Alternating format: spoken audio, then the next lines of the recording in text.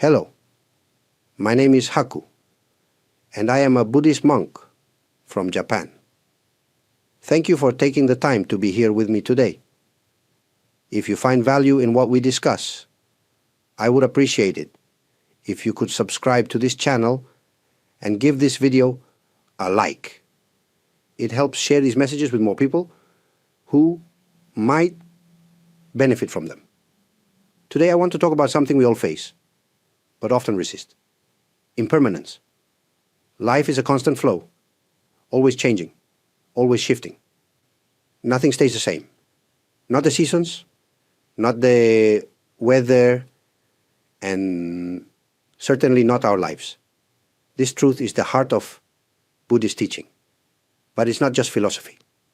It's a reality we all live with. Think about the people and events in your life. Some moments bring joy, others bring sadness. Yet no matter how much we want to hold on to happiness or avoid pain, both eventually pass.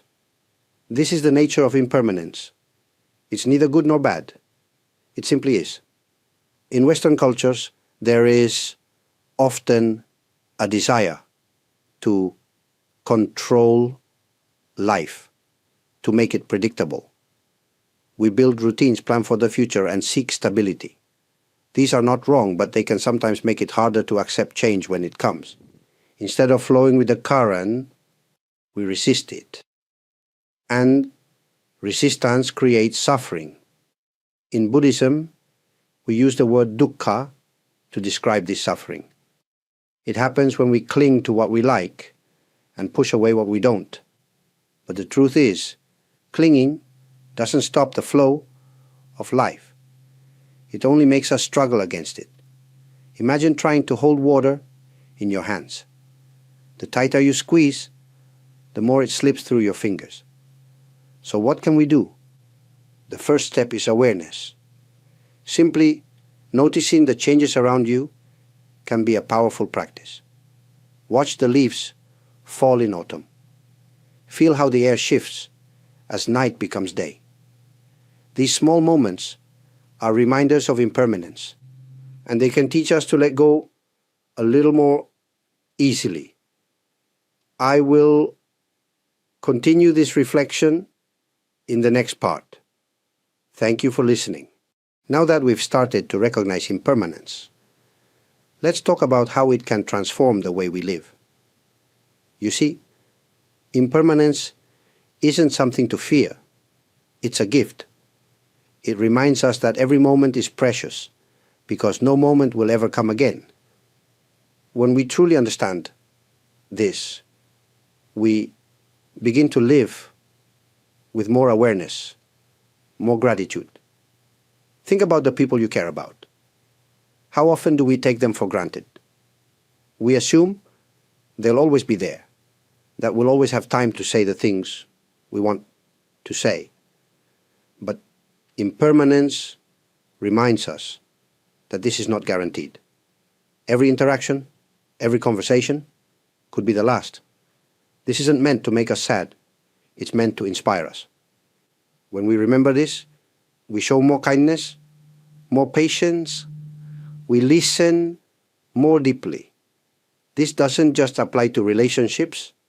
It's true for the simple moments of daily life too. Imagine sipping a cup of tea. Instead of rushing through it, what if you fully notice the warmth of the cup, the aroma, the taste? Even such a small experience can become deeply meaningful when you realize it's unique and fleeting. But there's another side to impermanence, and it's equally important. Just as good times don't last forever, neither do the hard times. Pain, loss, frustration, these are also temporary. When we're suffering, it can feel endless. But if we remind ourselves that change is constant, we can find hope. No storm lasts forever. This understanding doesn't mean we ignore our feelings. It's natural to feel sadness during loss or joy during happiness.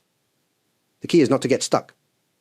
When you feel joy, Enjoy it fully but gently, knowing it will pass. When you feel pain, hold it with compassion, knowing it will pass too. This balance helps us stay steady, no matter what life brings. In Buddhism, we often meditate on this truth of impermanence. We sit quietly, breathing in and out, noticing each breath as it comes and goes. It's a simple practice, but it trains the mind to let go, to stay present, and to accept what is. You don't need to sit on a cushion or follow a strict routine. Even a few minutes of quiet observation can make a difference. In the next part, I'll share how we can bring these lessons into our everyday actions. Thank you for being here. Now that we've explored the nature of impermanence and how it shapes our perspective, let's talk about bringing this understanding into our daily lives. Wisdom is not just about knowing, it's about doing. Even small actions can reflect the truths we've discussed. One of the simplest ways to practice is through mindfulness. When you wash the dishes, focus on the feeling of the water and the sound of the plates. When you walk, notice the rhythm of your steps and the world around you. These small acts of awareness anchor us in the present, where life is actually happening. Another way to embrace impermanence is through generosity. Giving your time, energy, or kindness to others creates moments of connection and meaning. When you realize that nothing lasts forever, you naturally want to share what you have while you can. It doesn't have to be big. Sometimes a kind word or a smile is enough to make someone's day better. And then there's forgiveness. Holding on to anger or resentment only weighs us down. When we remember that both we and the people who hurt us are temporary, it becomes easier to let go. Forgiveness is not about forgetting. It's about freeing yourself from the burden of clinging to pain. Finally, I encourage you to create moments of reflection in your life. Maybe it's a quiet walk in nature or a few minutes of sitting in stillness.